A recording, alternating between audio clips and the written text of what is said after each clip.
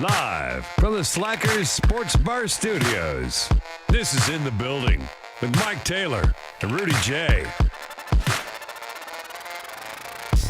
Well, by grace and act of God, well, maybe not grace, but certainly an act of God, we're stuck at home today. Because this show is based in South Texas. And when 0.001 inches of snowfall, it shuts us down. Welcome to Blizzard 2K24 here. Oh my God, We're my back. camera. My shit Rudy will not hold. Trying to fight through Armageddon here with his camera. It is a snowy, cold day in San Antonio, Texas. And so, alas, we are in our respective homes trying to do the best we can doing this show that normally emanates from DJLG Studios, but with the inclement weather, we are, alas, at home today. The weather's supposed to get better. The sun is, and as we get on the air today, it's 10 a.m. for those that watch us live.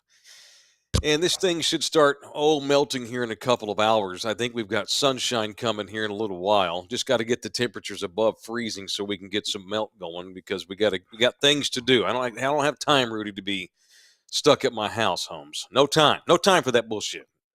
How y'all doing? Yeah, man, I'm great. I got the email last night from Northside Independent School District. The kids are going to be home, so they were up till 5 in the morning. And yeah, we're good, man. It's just, look, I'm not about to make fun of my city. You know, it is what it is. Like, you know, up north and out east, when it's 95 degrees, those people faint. And they're like, what's going on? How is it? Well, how can y'all deal with this? And here, when it snows, we shut down. We're not built for this, so I get it. And I want a bunch of school buses on these roads with these. We can't drive in the rain. I don't want children on buses with people that can't drive in the rain, driving in sleet and snow. So I get it. But like I said, when I first logged on with y'all, gosh damn San Antonio, boy. Just a little bit come down, we're like, oh no, we're not dealing with this. And I get it. So the school district announced yesterday afternoon that they were going to close. This way people can. And that meant that a bunch of kids stayed up late. You said your kids went to bed real late last night, up playing and stuff? Because See? Of course. The school district should wait till like 4 a.m. the morning up. That way kids have to go to bed. We woke up, Mike, you, me, LG, go watch the news and wait for the bottom to see your school come across. That's right. That's right. We wait. That's how we used to find out, like 6 in the morning, Mom. And then most of the time they'd be like, hey, take y'all's asses in. But we find out via email, text. Yep. We get a lot of stuff. So back in the day. And then as soon as my kids wake up early. I would tell my mother or my grandma, I think it's going to snow. Well, we don't know for sure, so you got to go to bed on time. So I would go to bed pissed, but excited about the possibility of missing school. Then you get up. You still have to get up regular time because you don't know. You still have to get dressed and all that. And you sit there. I remember sitting at the kitchen table. My grandma would have the radio on. All of a sudden, you hear those glorious words, Fort Worth ISD closed. And it was magical. To find out that late. It was great, you know. We also used to have to my mom's thing was my mom would touch the window to let me know if I needed a jacket or not. And then we'd also had 226-3232, the Frostbank time and weather. I'll never forget that. You have to call the weather 226-3232. And okay, I got to wear a jacket today.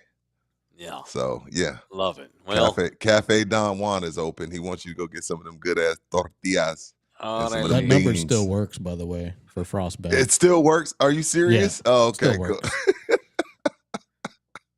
Well, welcome. We hope we have a lot of people today. There's probably a lot of people at home. A lot of y'all probably had to stay at home because you've got kids at home, and you can't just. Well, I guess some of y'all could leave them all day by themselves, but it's a weird day in town. And welcome on this Tuesday edition as we do this show. I got 4 kids to feed. We're here for you after we all took the day off yesterday for the holiday. It is in the building. You can join us via YouTube or Spotify or all of the different platforms that matter. We're on Twitch too now, and you can donate money. To give us your money, you need to jump in here on the chat. You can super chat, tip us. You can also click on the Buy Me a Coffee link that LG no doubt will put on here in a minute. It's buymeacoffee.com/loveyouhardtv. We already have money coming in. $4.99 from Herb Phillips. What good players, Rudy, were you at Stoogies and Kicks on Sunday? Stogies and Kicks. Stogies and Stogies. Kicks. Yes, I was. Not, they're not nobody's paying us, so I don't need to say where I was at. They ain't paying us. That place don't pay anybody. I don't really even frequent that cigar spot. They don't pay anybody, but yeah, I went to hang out with my brother-in-law. I hadn't hung out with him in a while. Yes, I was there. Herb, my guy, he comes out to Texas Cheer 1 quite a bit. So yes, I was there, Herb. Trying to adopt your philosophy of don't discuss any business unless they giving family. Money. Unless they family, like Ruben, Cafe down. No, I like it. See, that's why I've got a generic black T-shirt on. Well, I am helping the WNBA. They ain't paying us. They need it. See this blank canvas here? Yeah. It's ready for your logo. It should say. It should say like Adult Megaplex. For right sale. Now, the blank T-shirt means for sale. It's a blank billboard. You know what? Maybe we should go out. Maybe we need to go over to Adult Megaplex. Cornerstone Christian Church. We're down. Whoever. All their money pays the same. Yeah. Wouldn't that be funny if we had a church and Megaplex all in one live spot, like on one show? That'd be funny. You remember radio days when they would allow us to do strip clubs, and there would be some advertisers that would be like, "Can you not put us next to Sugars?" Right. Sure. Absolutely. I got us banned from all strip club radio ads. I was the reason why Peter Bolger decided to kibosh all that on. It pissed off the salespeople something awful. Dude, we made some money off of Men's Club and Sugars. Some money. Yeah, man. Some money. When I Calvin got kicked out. Well, Calvin made a killing off of Sugars and Men's Club for sure. What do we get for $10? I'm talking about a killing. That strip club money is different. I know. I did well too. Right up until the time that I got sick and barfed all in the bathroom and stood up and screamed that one of the girls on the stage had an Adam's apple, and then passed out on the main floor on the couch, and the manager kicked me out, and then reported me the ticket, and that was it. We were no longer doing remotes anymore at the old Men's Club. Sorry. I'm not only that, but you didn't do strip clubs were banned from sales. Right. Yeah. Yeah. So you ruined it for everyone. I ruined it for everybody. So so now I'm doing business with, hey guys, I've had 2 beers. That's fine. I've met responsible Mike. I didn't get to hang out with the party animal Mike. I know. You missed 2010, Taylor. 2 divorces later, and we're settled down now. We're making better decisions in 2025. And we should be. You shouldn't be doing the same thing at 50 that you're doing at 28. That's right. Yeah. This is an age-appropriate show. All of our fun stories are all YouTubing. Are all old stories. You notice I don't have a lot of news stories that are like. How was the last time I did a story about me partying, like in real time? Don't happen. It's been a minute. I got this lady in here. She likes to watch TV. That's what we do. I love to watch TV too. I know. I'm all bored. I know. We live vicariously through our kids now. Rosie just gave us $5. Thanks, Holmes. Did we get everybody with the money? What? I think so. Hail Mother Truckers. Not even the sloppy Spurs play will ruin this amazing run. 1991, Skins 112 beat the Lions in the playoffs and beat the Bills. You're right about that. It'd be fun if it was Commanders and Bills in the Super Bowl, which it very well may be. We do have money coming in, more money. Greg, all I have is $1.99. Okay, we'll take it. Herb with $4.99 more. I thought I saw you. My brother was barbecuing. It was cold as shit. LOL. Oh, okay. He was out by the food trucks then. Yeah, I was inside. Yeah. Yeah. What up, Herb? What's up, Herb? All right, man. I only have 4 shows this week because MLK Day, so we got to do good shows. We owe the people, and we're going to put in extra time this week because on Friday we're going to all meet up and have a little anniversary celebration at Slackers. Slackers, the official sports Show bar that flyer, LG. in the building. We even have a fancy flyer. Look at that. Look at that. The color scheme. Good. Hey, I Lord. love the purple and pink, LG. I think LG just wanted to make me. I love colors. You ever notice black men? We'll come in yellow, turquoise, pink, purple. We ain't afraid of colors. That's because it looks. Y'all can pull that off because it looks good on your skin. If I roll with a hot yellow jacket, people are gonna think I'm a registered sex offender. I can't pull that off. White people need to stick to black, blue, dark green, gray. That's it. That is a very delicious looking banner. Look at that thing. Good Lord. I have to adjust Thank you, LG. eyes. All right, we're going to party on Friday. It's our 1-year anniversary, which technically is tomorrow, fellas. Tomorrow is our 1-year anniversary. And Friday, though, we're gonna do the party Friday, and with this weather clearing out, the timing actually worked out better for us anyway. Just to wait till Friday, this snow will be gone all the way. People have a weekend. So this Friday, we're going to celebrate our 1-year anniversary of being in the building with me and Rudy and LG. We're going to be out at Slackers on 281 and Thousand Oaks. All right, not far from the 1604 281 interchange. San Pedro-ish. We'll be there for 5 o'clock. That flyer says 5 to 8. And again, for old man Mike, that's a pretty good bet. I'll be rolling out of there at 8 o'clock. But hey, man, we're not going to do a show. We're going to do our podcast that morning. Friday is just no podcast. We might put you on a couple of videos that we roll with our phone just for some content. But I'm just going to hang and drink some beer and hang out with the people and say thank you. So come on out, man. I appreciate the support we've had. It's not easy to make money doing a podcast. And the 3 of us did this rogue with no help from anybody. We started this on our own from scratch. And I'm proud of where this thing is 1 year later, and we're going to celebrate, damn it. And it's also a chance to say thank you. Thank you to all members and subscribers. We invite you all out to the Slackers this Friday at 5 o'clock. Appreciate it very much. Thousand Oaks. And we're going to play little games. We're going to pass out some swag, maybe. I got some stuff I want to give away to some people that I've actually got starting to collect. I got a little pile here I'm collecting. Things I want to give away. So come out and hang out with us on Friday at Slackers. All right. Let's go through the NFL playoff weekend that was. Once again, Rudy does a better job in picking these games than I did. No, I thought we tied because I got the Buffalo game wrong. We picked the score, and so the closest to the score. Oh, okay. Let's do it. Let's figure it out. Let's just roll through the 4 scores games we picked. All right. Let's begin chronologically ordered. Maybe a little production value, LG, as I break down NFL playoff weekend. You're on in the building.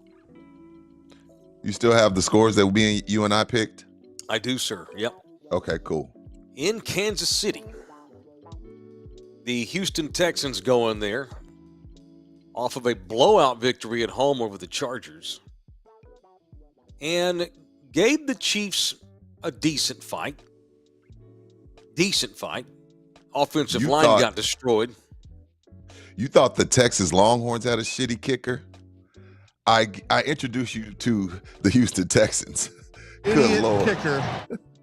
Good Lord. Yeah, the Hellscape's own Mokalai Fairbairn or whatever his name is. Sorry, I hate making fun of the Hellscape people because they're such good people, but he deserves it.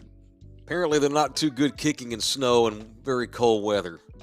True. He's been good for them but every kicker, it happens to every single one of them. It started to happen to Tucker this year too in Baltimore. They all lose it. They always get it.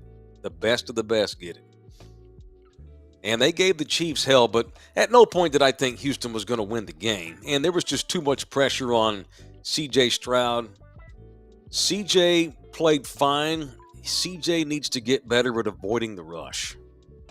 Well, I think they need to do a better job protecting him, but I also feel like Sure. CJ's clock has to speed up a tick. Like you got to get the ball out and believe in where you're going with it right away. He does got to get it out better, but I do feel like throughout the season, and it caught up to him against the Chiefs, who have a really good defense the last 2 years on that offensive line. I mean, we watched it happen with Joe Burrow. You don't want to waste a franchise quarterback because you can't protect them. And that's one thing Jerry and them did through that little window they had where they had the best top 5 offensive line for 10, 12 years. Get your line right. If you believe you have the guy, draft an offensive lineman every freaking round. Every round. That's right. Especially in the first 2 rounds, always take the best lineman, offense or defense. Yes. Chiefs do win 23-14. Rudy was closer to the score. You picked 21-10. Oh, damn. I was close. Yeah, you were super close. So we were both close. Okay. But you were closer, mathematically speaking. So the Chiefs advanced to the AFC Championship for the, 7th year in a row? This is insane, dude. Good Lord.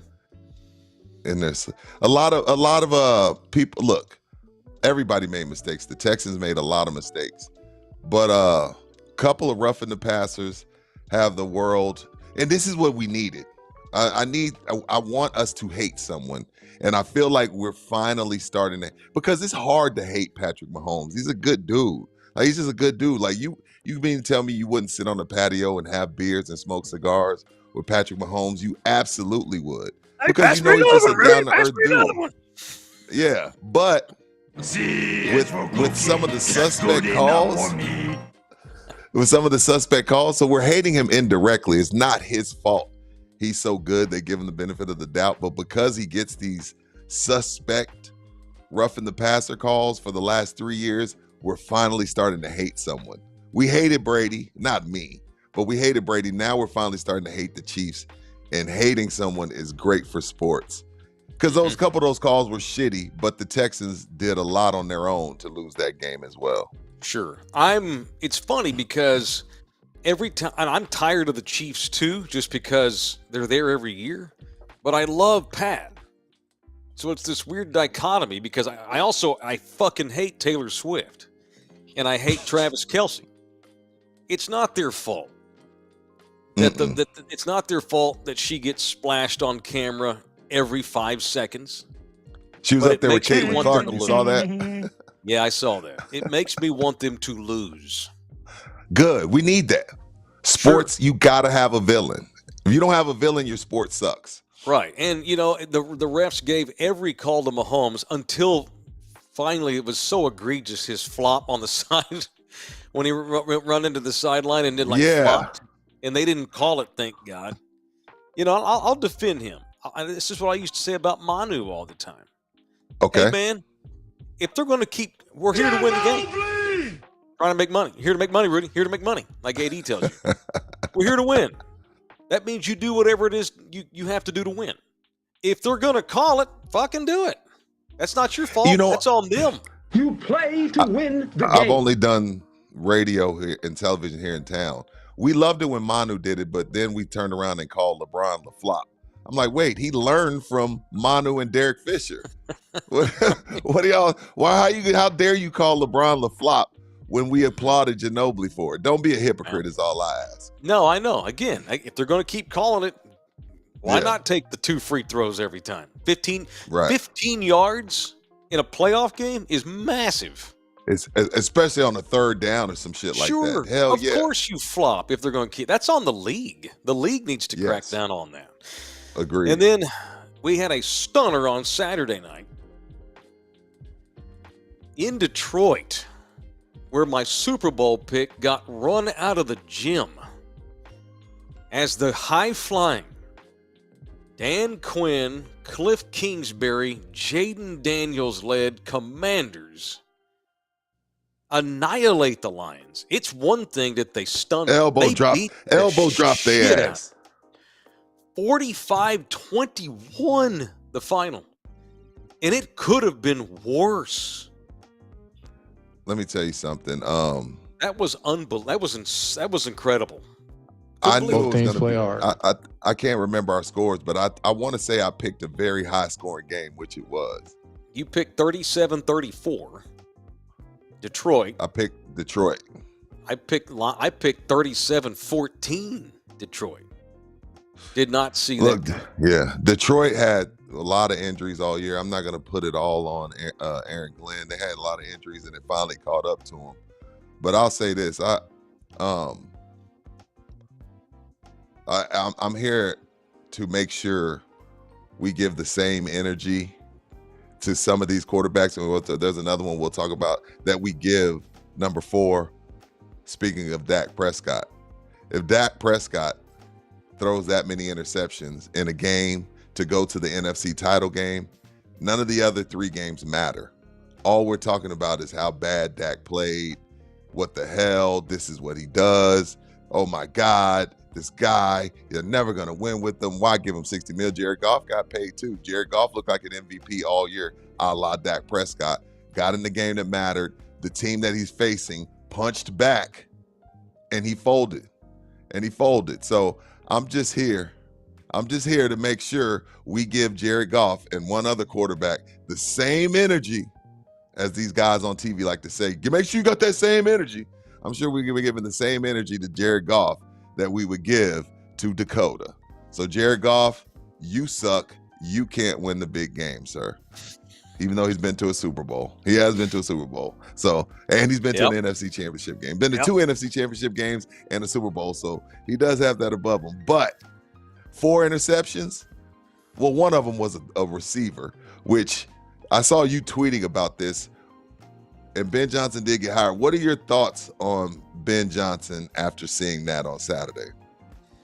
Well, one more thing on Goff. Now he's going to have a new offensive coordinator because Ben Johnson's gone. Ben Johnson's taking the Chicago job. I was just being funny about. Oh, okay. You were talking about like, hey, Ben Johnson, you have receivers throwing passes. You're just basically saying like, take your trick plays and shove them. Right, because they were still in the game at that point. It's in the 4th quarter. You're down 10, but you are driving.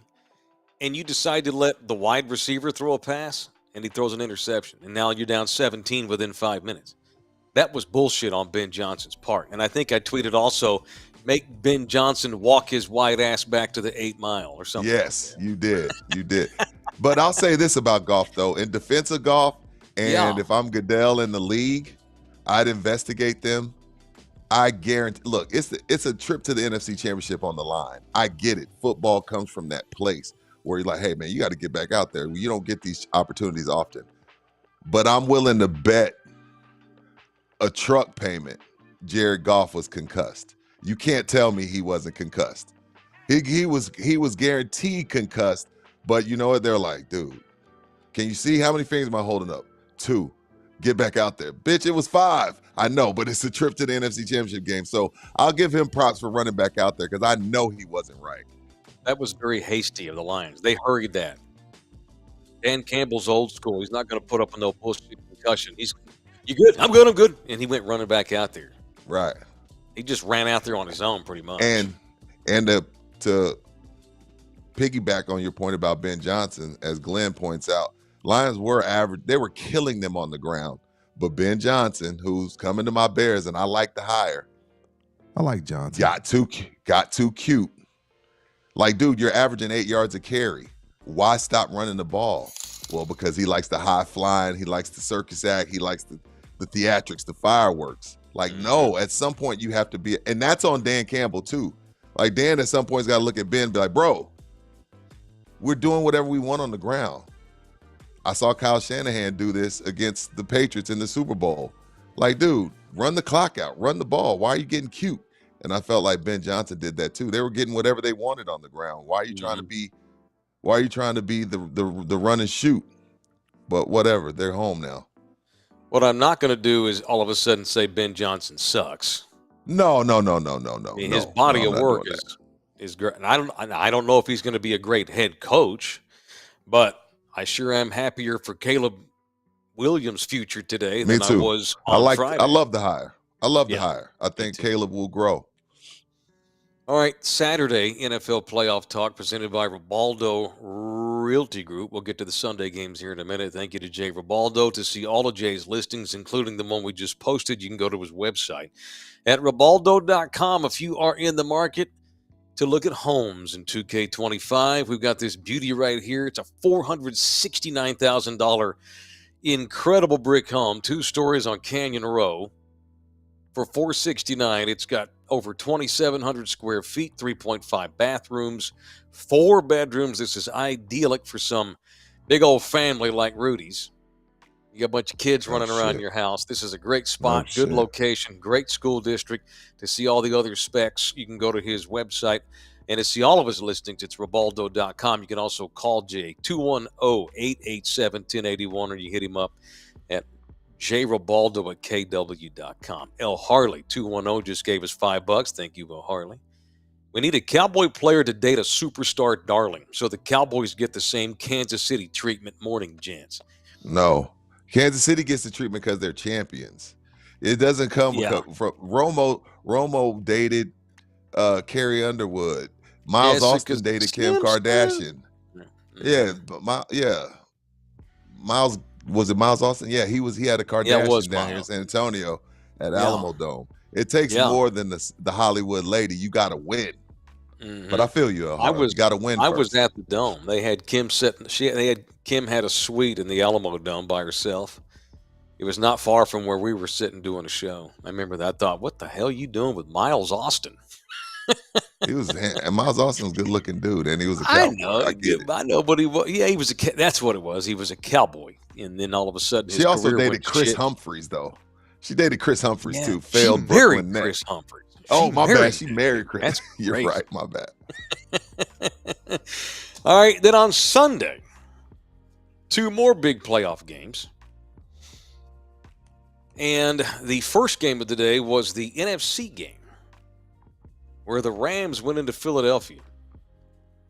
And again, winners win and losers lose, Rudy. But I'm telling you, man, if the weather weren't shitty,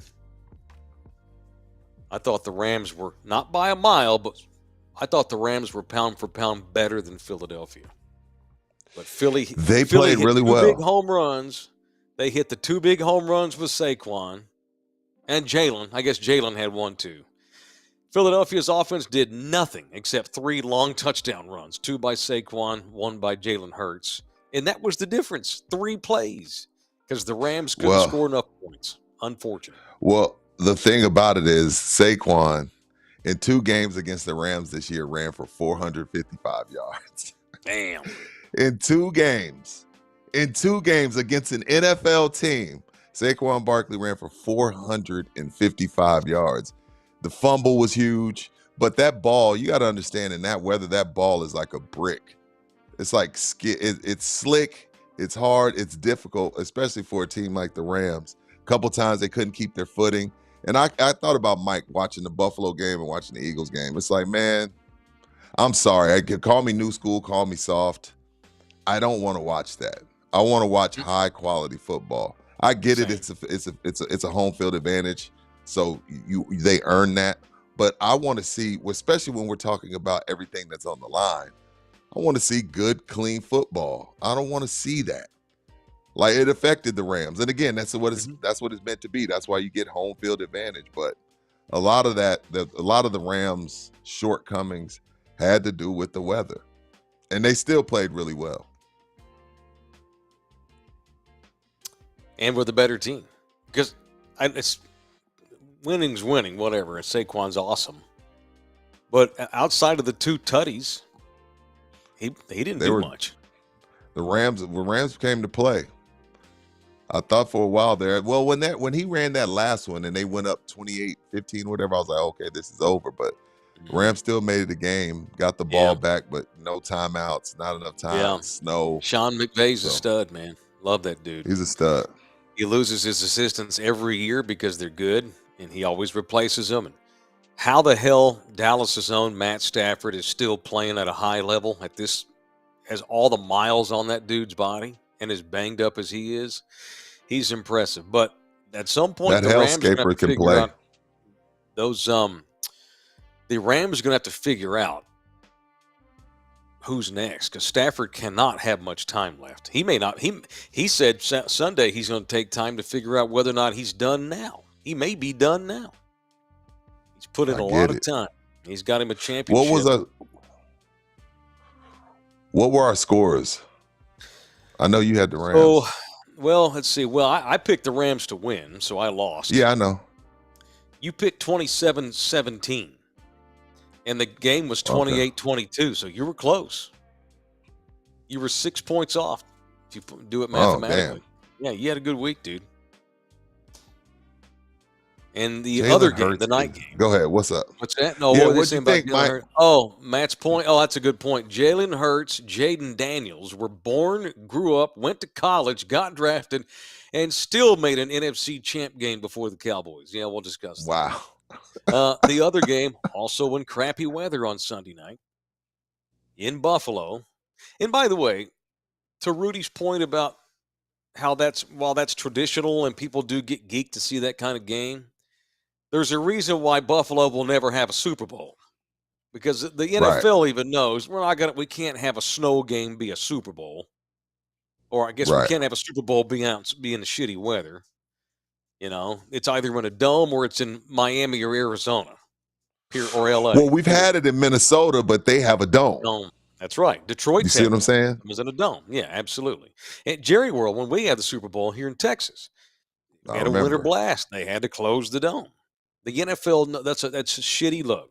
I know traditional football fans, we're being soft, that's football, elements, blah, blah, blah. It's part of it. I know it's part of the legend, but there's a reason why they don't play the Super Bowl in Buffalo. They never, ever will, or Green Bay for that matter. But the Bills at home, in a hell of a game that many people think was the Super Bowl. A lot of people are saying that's Ohio State, Texas there. Ravens. We'll get to that. We'll get to that, by the way. Right. A night in which Buffalo winds up surviving the Ravens with a vehement comeback after getting down big thanks to 2 big turnovers by Lamar Jackson in the first half. But he rallied them in the second, damn near won the game. And Mark Andrews drops a 2-point conversion, and the Bills escape 27-25 in a hell of a game. Hell of a game. Mark Andrews is a dog. I'll never talk bad about Mark Andrews. He just dropped one. He dropped one at the wrong time. But, again, when you're playing somebody as good as Buffalo, a trip to the AFC Championship on the line, I, Rudy Johnson, COO of Keep the Same Energy as you have for Dak Prescott, would like to say, Lamar Jackson, sir, that fumble was atrocious. The interception was even worse. And you're on the road and you're playing Josh Allen, who possibly be the MVP. My MVP still Saquon, because Philly is a totally different team with him. Last year they sucked. Now they have 1 game away from the Super Bowl. But you're playing in Buffalo against the possible MVP. You can't turn the ball over like that twice in the first half and put your team in that hole. And Lamar Jackson, as great as he is, 41 touchdowns, 4 interceptions in the regular season, almost 1,000 yards on the line. If you can't do it to get to New Orleans, who gives a shit? At some point, he's got to get over the hump. We got to keep the same energy. I love him. And he's one of the few players that, considering I could get a media pass to any game, he's one of the few players that I would pay to watch. When are you getting to a Super Bowl, sir? You held out for your money. You got your money. You talk a lot of shit. I'm locked in. I don't like Josh Allen. No, he ain't my friend this week. I ain't got nothing to say about him. Well, go beat him, sir. Get your team to a Super Bowl. He didn't do it.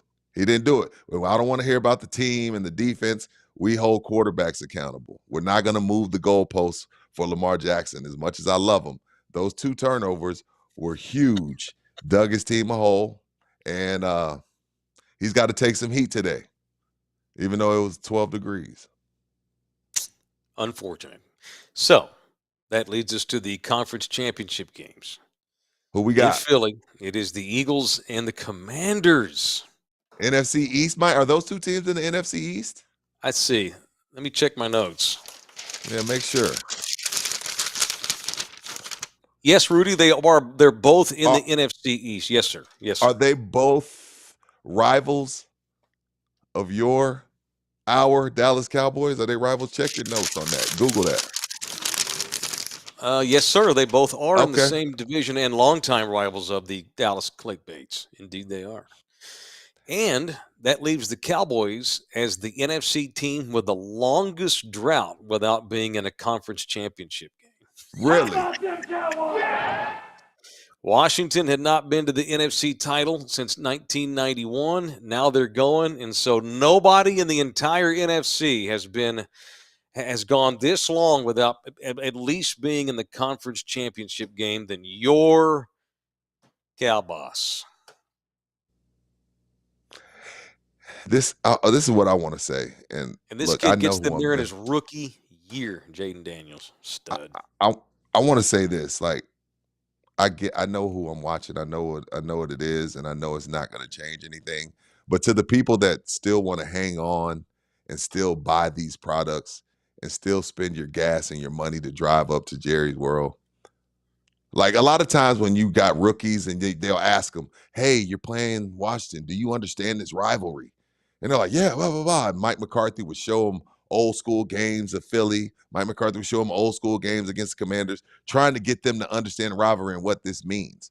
So to you people that continue to hang on and spend your hard-earned money on this team, considering you know this won't change Jerry Jones, having to sit there and watch two teams that you're supposed to hate, the fact that this won't drive him crazy should let you know all you need to know about who you're spending your money with.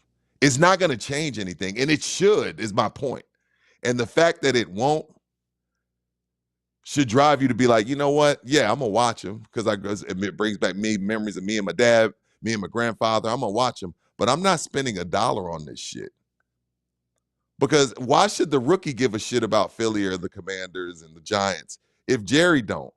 Because this ain't going to affect Jerry and how he thinks and how he goes about business at all. But he's supposed to be curled up in the corner of his room with the door locked and people knocking on the door. "Dad, are you okay? Come out of there." "No, I'm not coming out. I'm not watching." It's supposed to eat him up. It's supposed to almost put him on his deathbed. I'm not with, but that's what this is supposed to do. It's supposed to have him throwing up, not be able to eat, depressed for months. But he don't give a shit. So why do you? Like, you really got to watch the Commanders and the Eagles play for a trip to the Super Bowl, and your owner couldn't care less. But you gonna go and spend $500 to $1,000 on this team next year, trying to go to a game, buying stupid ass jerseys. At what point do you say enough's enough? I don't own any Cowboys gear right now because I don't spend. And you shouldn't. The last thing I bought was a hula shirt about 3 years ago in the pro shop at Jerry World, and it got old. It had had blue stars all over it with Hawaiian pink flowers. I only got it because it was a fun looking. Oh, I remember that. Yeah. All right, so I reserve the right. We'll give our official picks Friday, but as I see we'll wait on Tuesday morning, here's what's in my head though. I think the Commanders do this. I really do. I just think they're rolling. I just think Jaden Daniels is playing terrific. He and Coach Bro have amazing chemistry right now. Dan Quinn's got the D, Coach Bro's got the O, and Jaden Daniels has got the skills. Give me the Commanders to go in and win this game and go to the freaking Super Bowl. I'll let you change your mind by Friday. Okay, let me think about it. But I'm not saying. I'm leaning former Redskins, a.k.a. the Commanders. The Commanders now because the world went soft. And in the other game, I got to be honest with you, man. I think the Bills not only win, I think they open up a can on Kansas City on Sunday night. In Kansas City? I do. I think the road teams are going to win these two games. That's my hunch as we sit here on a Tuesday. So Let me see. I think it's going to be Commanders and Bills. That's my pick right now. Philly and the Commanders split this year. Both teams won at home. At home, Philly won the first game November 14, 26-18. And December, Washington won 36-33. But in both of those games, Jaden Daniels led the teams in passing. And I saw a meme that said Jaden Daniels is the only person that can save us from having to watch Jalen Hurts throw for 112 yards in the Super Bowl. Hurts is just pretty good. He's an excellent driver of that Philadelphia bus, right? He does what he's supposed to do, man. He does exactly what he's supposed to do.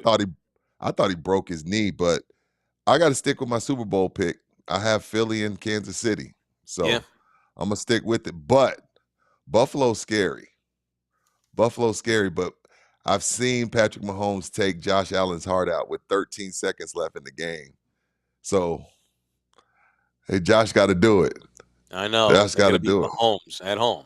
And if the game were today, Buffalo would be out a starting free safety and a starting corner because they both got banged up Sunday night. So hopefully they'll be fine by Sunday night. All right. Sunday NFL playoff talk brought to you by Texas Cheer Liquor, the official liquor store of In the Building. We got 7 locales. The January specials continue to be a thing till the end of January. You can go get you a big old bottle of 750 mLs worth of Fireball for just $12.99. Lots of people drink it straight. A lot of people take shots before they drink beer with it. People mix it with Coke and whatever. You got that Martha Stewart Shard. You got these 2 different bottles this woman's got her face on. 19 Crimes wine. They're both on sale, just $4.99 a bottle at all 7 local Texas Cheer Liquors. And then you've got that Svedka vodka. Vladimir Putin, he's super happy that Trump's back in office, and he's got Svedka vodka on special this week. You saw that? Oh, yeah, he's happy. All Texas Cheer Liquors this month, rather. You can get Svedka vodka for just $13.99 a bottle. The big boy bottle. And you can't just take the Svedka to the counter and expect it to ring up $13.99. If you don't bring up this ad, if you don't bring up this ad, it's going to ring up regular price. So let them know, hey, correct, I'm in the building and I need the Svedka special on the half gallon. And they'll take care of you. That's right. And all 7 locations are open today. Yes. Amon wants everyone to know that. All are open. Did he text us that? I didn't even see that. He just put it in the chat. It's motherfucker. Like, P.S. Hey, I expect Rudy to be at work on time today. Look, I'll tell you this, AD. I slide into some shit. I need you to take care of my deductible. That's all I'm going to say. He's just going to deny you ever worked there. Never heard of him. Yeah. Who? Take care of my deductible. AD don't care, says Greg. Rain, sleet, snow. They're going to be open. And AD's right. That's right, Greg. Here to make money. Thank you to Texas Cheerleaders. Okay. So, because of where we are and where we're based and who I am forced to have to talk about, even in the playoffs, it's like, and I say this every year at this time because normally by now Dallas is out. And I watch these other playoff games and I'm like, wow, that's what execution in January looks like. That's what stepping up the level of play looks like. That's what violent football looks like. That's what motherfucker looks like. That's what a team looks like that's been coached. That's what a team looks like that's been coached up all week. That's what. Okay. That's what great football teams look like. And as a Cowboy fan, you sit here and you watch that, and you're reminded of what they don't have and have not had in 30 years. And that's why, going forth, if I'm forced to continue to watch these people, if they're going to be the same old bullshit. And apparently they're getting ready to maybe hire Brian Schottenheimer as the coach. You're kidding. Are you serious right now? You're not kidding. You're not being serious. Right now, he's apparently the leader in the clubhouse. Nobody wants that not job. Saleh? Aikman, no. Right now, the word is, and it's not done, but Schottenheimer, who's never been a head coach anywhere. And the only reason he's even a fucking coach at all is because his last name is Schottenheimer, because Marty was his daddy. He's just one of those good old boys that just kind of he's a mid-level manager, and he hangs on because he's a good dude. And he does mid-level managing, and he'll be a good boy. Correct. He will jump when he's told to. Absolutely, and it's unfortunate. But I'm not. No, don't go tell them. Don't go tell your buddies that Schottenheimer's the coach. That's what I'm seeing last night. That he right now is the leader in the clubhouse. Pending Jerry having a Jerry could wake up this morning and completely change his mind. But as of right now, Brian Schottenheimer's the guy. Point I'm making, Rudy. All I want. Look, I realize your culture's dog shit. I realize your owner has held your fan base hostage for 3 decades now. I get that you have an overrated quarterback who's hurt and immobile. I get that, and you got to pay $43 million to next year, who's 18% of your salary cap. So just give me the chaos, man. I want to be entertained. I forget winning. If you're not going to win, just entertain me, baby. That's my slogan for 2K25. Give me chaos. Give me drama. Give me sex. Give me beefs on the internet. And we had one last night. Okay. Let me ask you this, Mike. You sent me something about Stephen Jones and Dion over the weekend. I can't remember exactly what it was, but you text me, you're like, hey, Steven's not on board with it kind of seems like that was a circus anyway. It was like just something to keep him in the news. But Steven, according to what you saw and heard, Steven wasn't down with Dion. I think Jerry's serious about Dion, but Scuttle is. Steven does not want Dion to be the head coach, which is why now Brian Schottenheimer, who was the offensive coordinator, although he didn't call plays, Mike McCarthy did. Schottenheimer right now is the clubhouse leader. Kellen Moore and Leslie Frazier are the other 2 names. That's 1, 2, and 3 right now. They'll both do what they're told as well. That's correct. Frazier wants another shot in the league as a head coach. He'll do what he's told. Kellen Moore just wants to be a head coach. He'll do what he's told.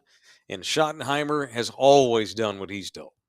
Those are your choices, And so, look, I just want entertainment. I want chaos. I want fights. I want Twitter beefs because that's what's good. I need to have a reason to be jazzed to talk about this thing.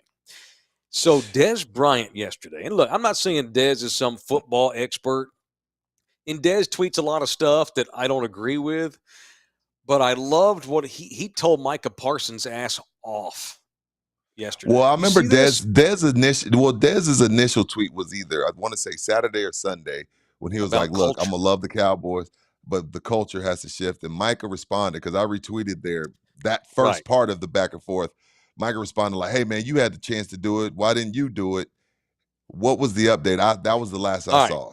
So Dez is just giving his opinions. Micah got in his feed. He didn't get in Micah's feed. Micah got in Dez's feed. Right. So Dez tweeted, quote, from now on, I'll speak my truth about the Cowboys, whether it's good or bad. Jerry has built a great brand, and now it's time for the team to start winning. It's time for a real culture shift. I'm fed up with the nepotism. Get someone in there who can win games. That's a shot at Stephen Jones. Micah then replied to Dez and wrote, stuff like this irritates me, Dez, because you had enough talent and was probably one greatest in your time. You could have changed the culture yourself, brother. You could have changed the culture. As you might imagine, Dez had a reply. Dez. See, this is when, what happened? He said, I had to double back because you really said I could have changed the culture and emphasize that as if you don't know. I was never on the yes man political ass kissing shit when I was there. I sacrificed myself. So a lot of you could do what you do. I'm on some shit that's way deeper than football. You are really too young to understand. You'll realize soon you need more people like me who don't give a fuck for the better of the athletes. The way I talk to Jerry versus the way you talk to Jerry is totally different. Let it sink. Boy. And I don't think Mike has replied to that. Yes, sir. So I think it started with T.O., and then there was a point where Dez got to the T.O. point where he was like, why are we okay with this Romo, Jason Witten, Jason Garrett love triangle? Right. Like we're not, and Dez spoke up on that. And I think that's where Dez is coming from when he says, look, man, I wasn't I was trying to grow it. I was trying to get us past it, but he was dealing with the politics of what went on in that room and what sold. Because you would see them at Mavericks games, but you wouldn't see Dez. And there was plenty of times where Dez was probably open, or there was just some different plays that should have been called, and Dez spoke out against that. And it did cost him his career in Dallas. So I see where Dez is coming from, but that was a little harsh. You know, they Calling did Micah Dez an bad ass. too. He called Micah a bootlicker.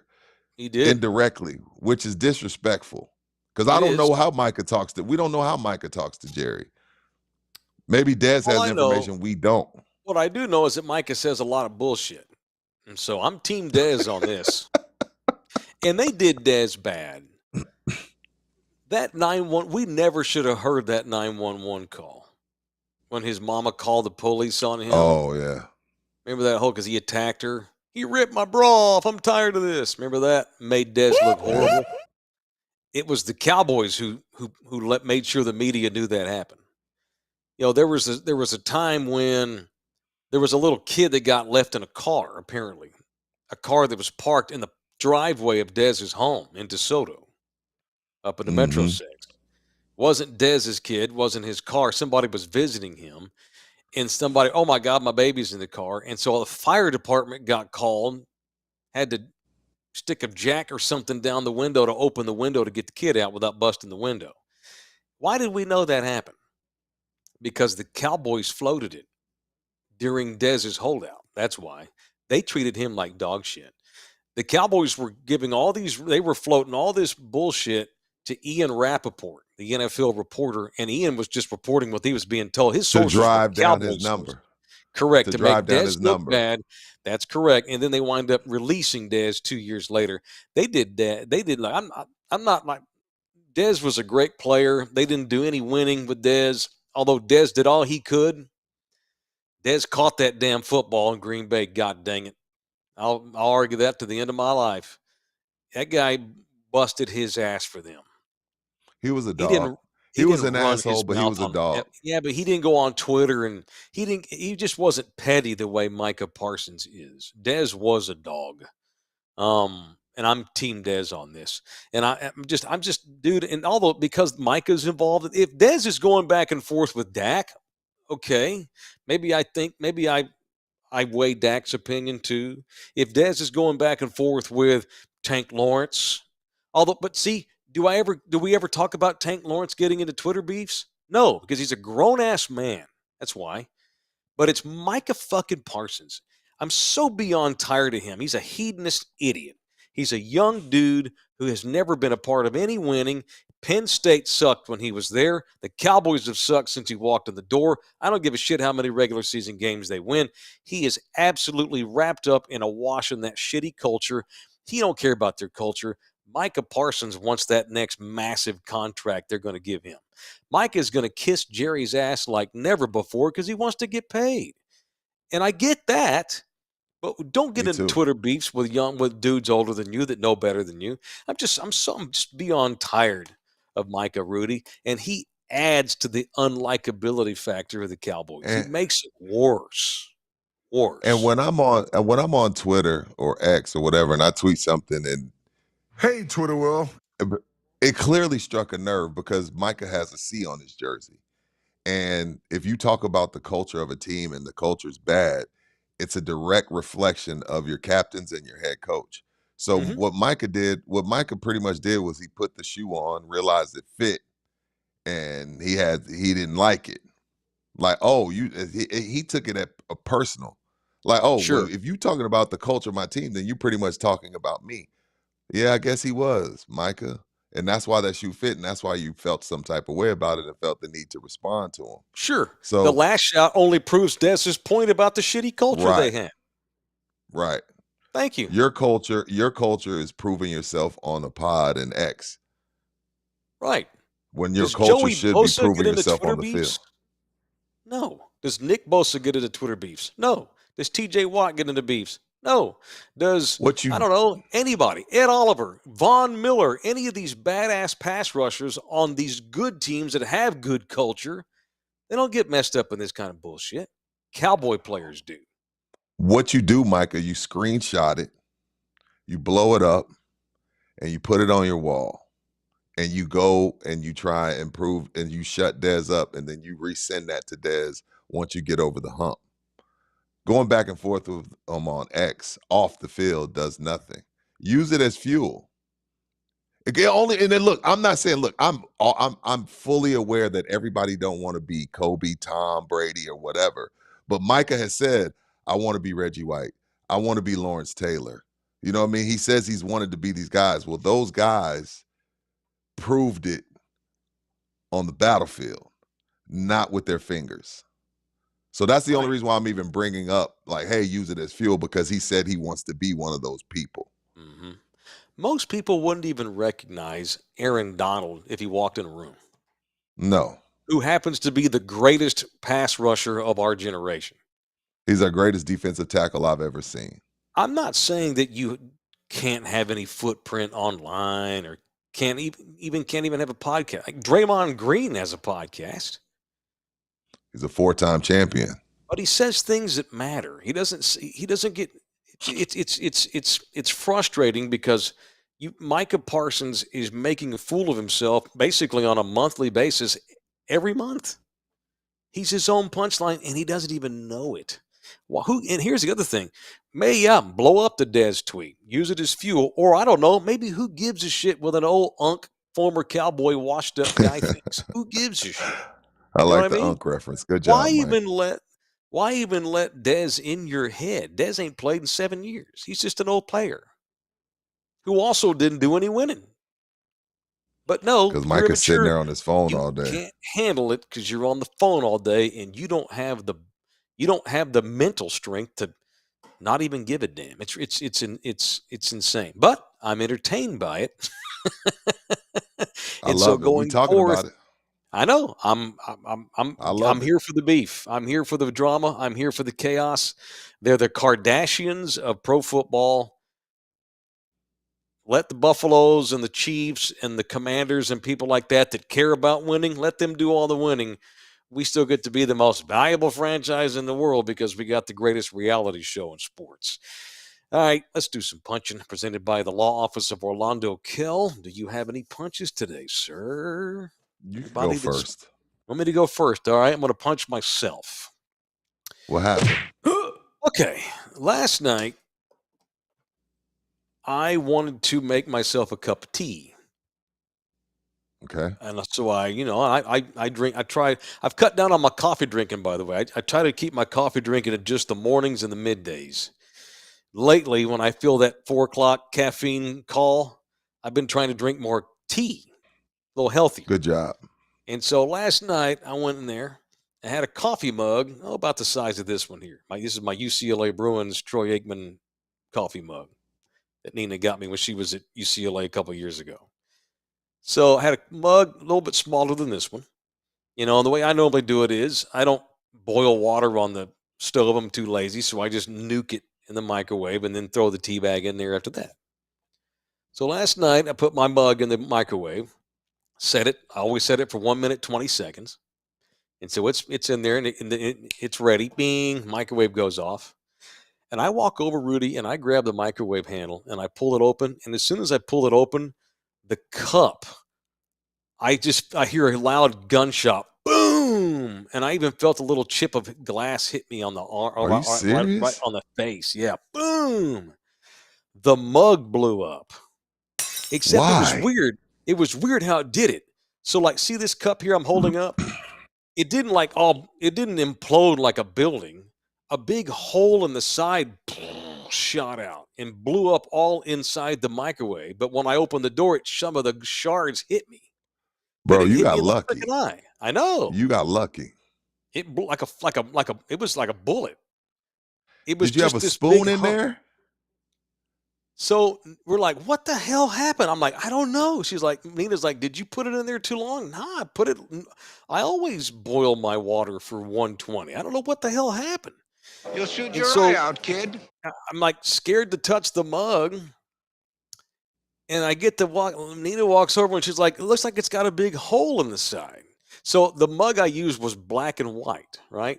And I looked and I saw this black circle and I thought, no, okay, so it didn't, because for some reason the mug was still standing. It just had a hole in the side. It was weird. And I'm like, nah, I think it's just, I think the mug's fine. It must be like it has an outer cap or something. Then we look further and it's like, no, that's a hole. And we looked even further and I reached in there to pull the cup out and realized I didn't put any water in the cup. I put an empty coffee cup in the microwave and nuked it until it, and I guess it was pressurized. So when I pulled open the door of the microwave, the fucking thing shot me. Boom! Real loud too, man. Scared the How much did you have to drink? How did you do that? It's me. I don't know how I did that. It's me. Dude. I almost killed myself. You got lucky, bro. That it thing just wasn't your time. It's like an IED. Thankfully, it was just the one. It was weird how it exploded. Like it just the one hole. The rest of the cup stayed intact. It's very weird. So punch me. Now I want to try it. No, don't. It's dangerous. I'm kidding. I'm not. Punch you good. For sure. Punch me for heating up a coffee cup with no effing water in it, and it blows up. Terrible, idiotic thing to do. Who you punching? Before after we had already before the Texas-Ohio State game. Yes, sir. And everybody was like, this is the championship. This is the championship. I came on this show and I was like, it's one game. I'm not handing shit to Ohio State and Texas. You never know what could happen in these games. And I'm just going to bat for Notre Dame. Like, no way. I ain't just handing anything to anybody. Punch the Notre Dame Fighting Irish for once again fooling us into thinking, fooling some of us. So punch me and Notre Dame for allowing myself to believe that Notre Dame, I don't give a shit what the final score was. Like, can't get fooled again. They never had a chance, man. Same old Fighting Irish got their asses handed to them after I spent 10 minutes talking about how you can't just hand people games. It's a national title. This is different. Blah, blah, blah. Woo, woo, woo. Yeah. So last week, Texas-Ohio State was the national title game after what I saw last night, the effort that Notre Dame put forth. What an embarrassment the Fighting Irish are. I mean, it's an accomplishment, I guess, to get to the Natty.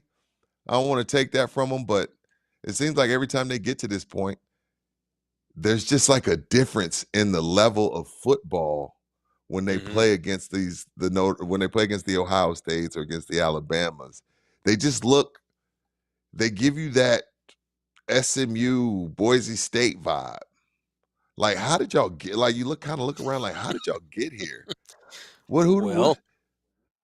So punch me and Notre Dame. Now look, I like Marcus Freeman, the coach, and credit them. They kept playing to the whistle. They scored late to make it closer than it was. And thumbs up to Ohio State, man. They were just awesome. Their second half of the season was crazy. Insane. And again, and they had to overcome the stupid, ridiculous, myopic, dumbass seeding in which we're giving, too much credence to these shitty conferences. Ohio State had to beat Tennessee, Oregon, and Texas just to get to the Natty. That's ridiculous. They've got to fix that. They got to stop giving these conference champions buys in these shitty conferences.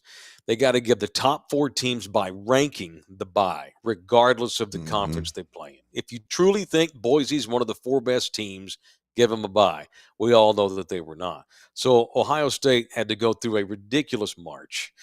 And so, yeah, I mean, I like Marcus Freeman. I like Notre Dame, but they were just outclassed. All 11 guys that start for Ohio State's offense are probably going to play in the league. All 11 of them. For sure. It's unbelievable. And probably 8 of the guys on defense. Yeah, and it's I hard don't know to how they imagine lost 2 games. Well, they lost to Michigan, and I want to say, I throw that one out because in those games, kids just go to a different level. Like, it's just a different game in those rival games. We've seen Auburn beat Alabama when we know Alabama was clearly better. So those things happen. They lost to Oregon. They lost to Oregon and Michigan. By one. Yeah, and they lost to a Michigan team. Then they beat Oregon by 90 when it counted. Yeah. I got one more quick punch. And I'm not trying to be political here. I want to punch the communist, liberal, heathen senator from the state of Pennsylvania, John Fetterman, for wearing a fucking hoodie and a pair of shorts to the presidential inauguration yesterday, looking like a bum who snuck in the back door. And I joked last week, at some point, the way these millennials are going, when we have a millennial president in 20 years, he's going to wear pajamas in the Oval Office. I was joking about that. I really don't want to see that. Punched a senator from this country for wearing shorts and a hoodie to the inauguration. That was bullshit. Just don't go, dude. Just stay home. Just that whole bullshit with him and his hoodie is an ass whip. There's decorum. That's it. That's I didn't watch any of it, so I didn't know that. Imagine a bunch of folks. Imagine a bunch of folks there in suits because of the situation they're in, and this dude's in Umbro shorts and a hoodie, like a dick. So that's it. Punch him. All right. So Orlando Kell, he's the official family lawyer of In the Building. If you need a family lawyer, if somebody you know needs one, if you ain't gonna get divorced, somebody you know is. That's inevitable. I always say 50% of us will get divorced at some point. 100% of us are going to know somebody. So if you need a recommendation, we recommend our guy Orlando Kell, 210-775-4995, or you can email him directly. It's orlandokell.law@gmail.com, orlandokell.law@gmail.com. Okay. So we mentioned that the Bears are going to bring in Ben Johnson. That's good for Caleb Williams. Don't know if he'll be a great head coach, but Caleb needs all the help he can get. Brian Schottenheimer, as Rudy said, makes sense. If he winds up being the Cowboys head coach, it's because they'll get status quo. Jerry can be Jerry. Dak don't have to learn another offense. And by the way, and I know, and look, I've been a long time fan of Dak's, but I don't want him being the starter anymore, but he is, so it is what it is. Dak Prescott has no pressure. I'm tired of hearing about how there's so much pressure on the Cowboys quarterback. No, there's not. Because they don't care about winning where he plays. They don't care about winning. And here in the next week, when they hire Kellen Moore or Brian Schottenheimer or Leslie Frazier, that just proves the point. Dak Prescott has no pressure on him to win. None. That is a misnomer. That is a myth that we all pretend exists because he's the Cowboys quarterback. There ain't no more pressure. He has less pressure on him than at any point ever in his career. So he don't have pressure. And the venerable Troy Aikman had it right. That's not even a coveted job anymore. It's not. Here's the other thing. How many guys, there's not a lot of guys, Rudy, that want that fucking job. That's clear. The Cowboys, let's see who they wind up hiring. Jerry will probably wait till the Saturday night before the Super Bowl to announce who his coach is going to be, because that's how Jerry operates. It'll be during the NFC Championship game. Or it'll be this coming Sunday. At the halftime, in between games, we'll find out who the coach is. Let me see who the coach is going to be. But if it winds up being one of these little slap Ds that we keep hearing, it's not that Jerry wants a yes man. It's that Jerry can't. These are the people that will take the job.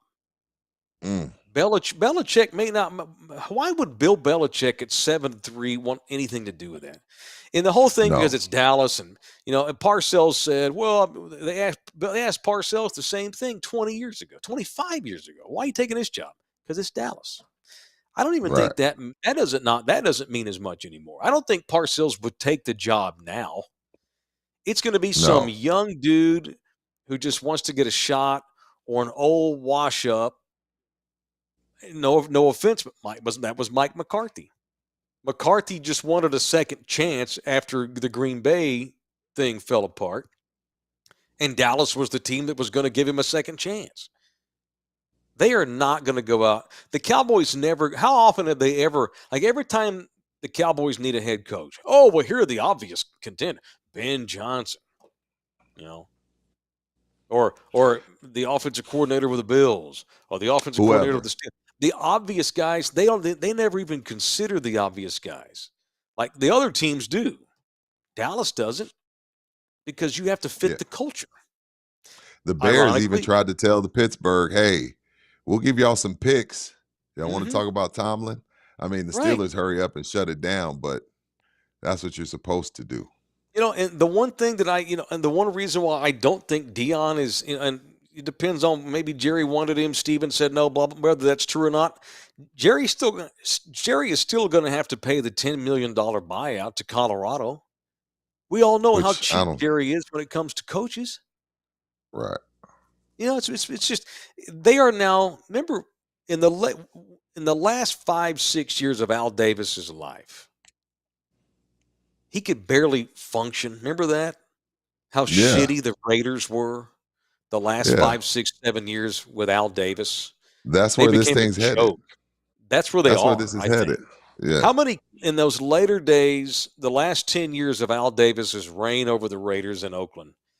Look at all the shitty ass coaches that they had. It wasn't only that they didn't know how to hire a good coach.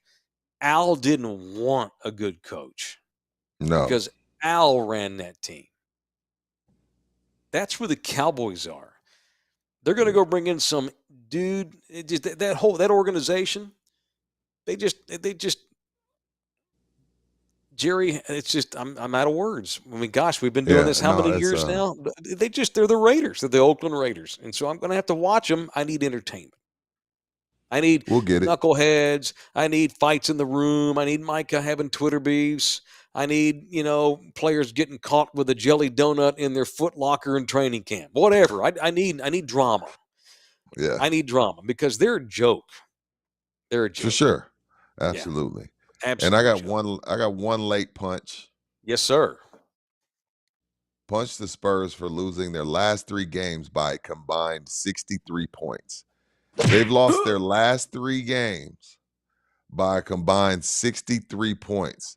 And where are y'all in the chat? When they're rolling, Spurs, when y'all get to Spurs? When y'all gonna get to the Spurs? When y'all gonna get to the Spurs? Spurs, can I get some Spurs talk? Can't find anybody in the chat that wants to talk about the Spurs because they just got beat by the Jimmy Butlerless. Well, Jimmy played, but he's not there mentally. Jimmy did play. He only had 8 points actually. But they just got beat by 21 by a team that is in utter disarray. The star don't want to be there. Pat Riley hates him. He hates Pat Riley. And they beat them by 21 points. They've lost by 63 points in the last 3 games. That was a disgraceful performance. They gave up 142 to Memphis when Ja took the night off. Right. Can I piggyback on this punch real quick? They've now lost 6 out of 7. They're soft AF. You think they're soft, Mike? Soft. Fuck yeah, they're soft. They're soft. They've gone soft. Chris Paul is 40 years old. He can only do so much. 40. At some point, it's on you to win these games. Chris Paul is just there for veteran leadership. I am ready to trade everybody but Wemby. I don't want to trade Steph Castle, but they're going to have to. If you're going to go get another star like the kid in Sacramento, it's going to cost you Steph Castle. You're talking about De'Aaron Fox? Yeah. Oh. Wemby needs help desperately. They flirting with 500 and all that was great while it lasted. And as this season is prolonged, I am done with everybody on that roster except Victor Wembanyama. I like Castle. I like Sohan. That's it. The rest of them can kiss my ass. And it starts with Devin Vassell. Devin Vassell is a guy that I tried to hitch my wagon to as a fan. He ain't ever available. And when he is, he disappears in winning time. He's a pizza. I need guys who know how to win ball games in winning time. Wemby can't do everything. He's still just 21-year-old kid. They're going to Paris now. They just got there last night. Oh, that's right. They play the Pacers twice this week in Paris. It's a cool deal. It's awesome for Wemby. Good on the NBA. Good on the Spurs. Good bit. Great marketing to let Wemby go play a couple of games in Paris. The way they're playing, the Pacers are going to run their ass off the floor both games. I'm pissed at the Spurs right now. They need a trade. Bonjour. This is not about patience. Let it play out. It's a rough patch. They need a massive, big trade. And every time they lay an egg like they did in Miami, all it does is mess up their leverage in trades because the rest of the NBA knows they need to make a trade. It's bullshit. They are soft. Yeah. That's a soft basketball team. That's a bad basketball team. It's soft. It's not untalented. It's soft. They need to shit you folks out.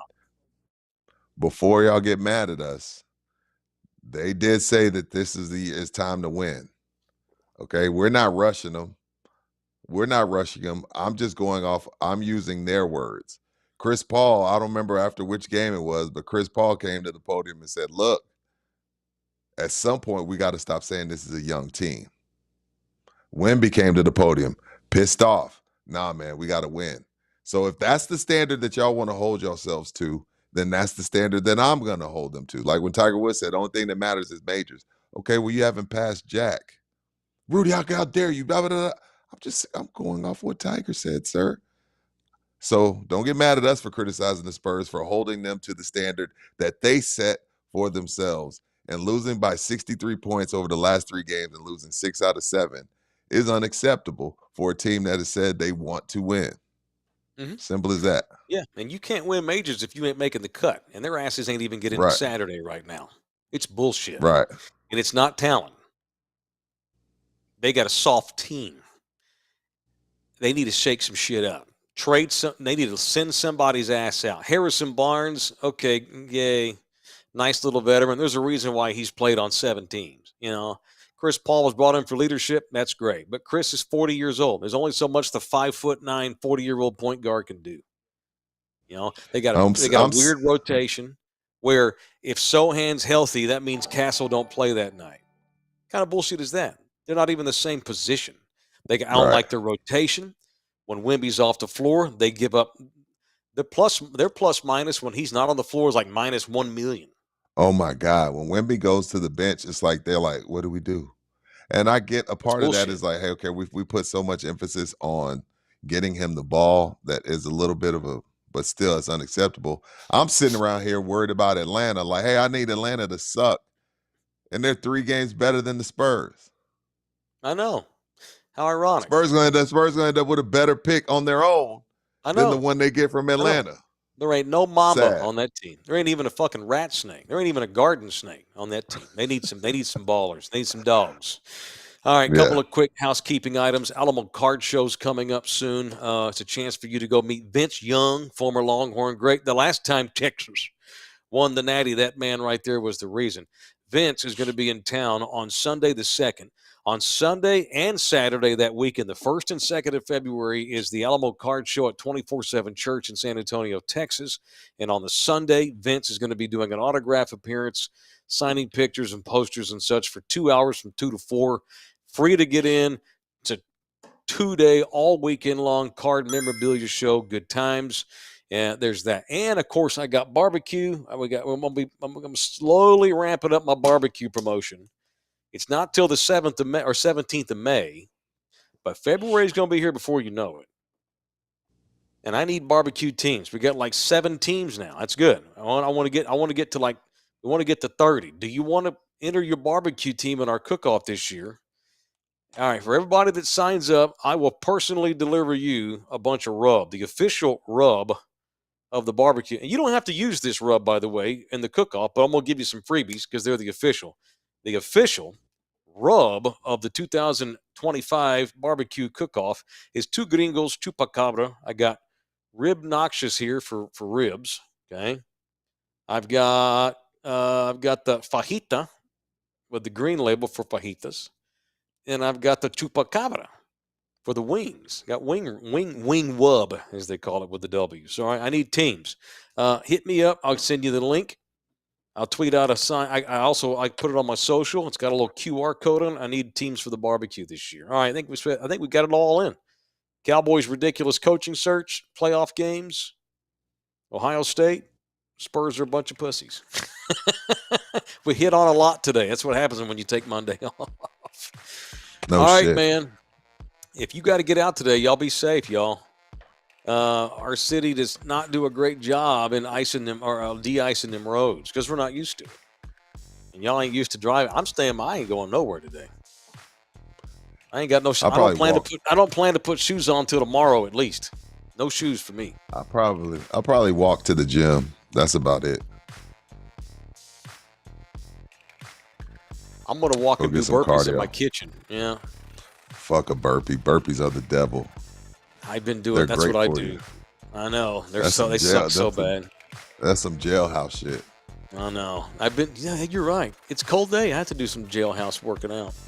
All right, we're done. Thank you to DJ LG. Thank you to the people. Thank you to Rudy. Back mañana for People I Want to Punch Wednesday. Love y'all hard.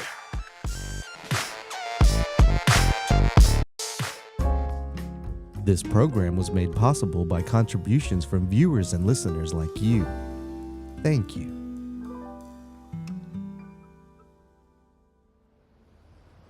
You're still here?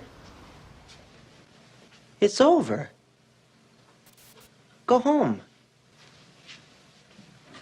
Go.